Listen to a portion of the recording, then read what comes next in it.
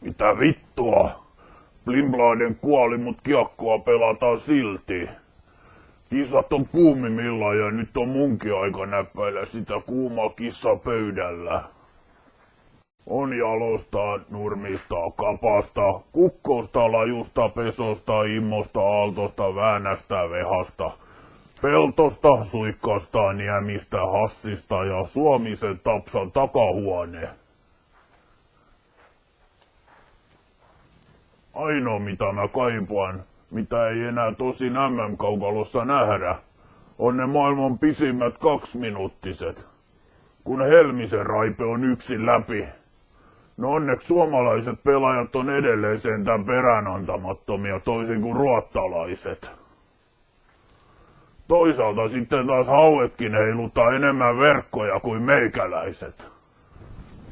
Huhujen mukaan Suomen kisastartti oli ollut hiukka hankalaa. Juti oli nähty vielä vappuaattona keskellä yötä yksin moottoritien varrella.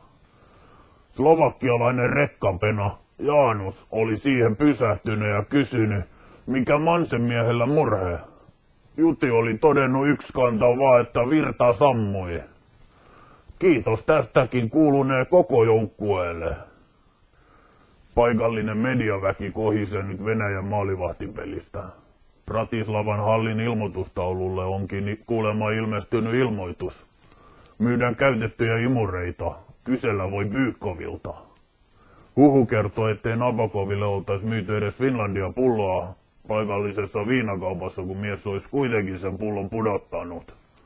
Hyttynenkin on siitä veikempi otus, että kun sitä lyö, niin se lakkaa ainakin imemästä.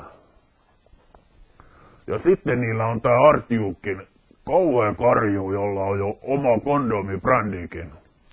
Artjukin kondomi suurille mulkuille, jotka eivät tajua vetäytyä ajoissa.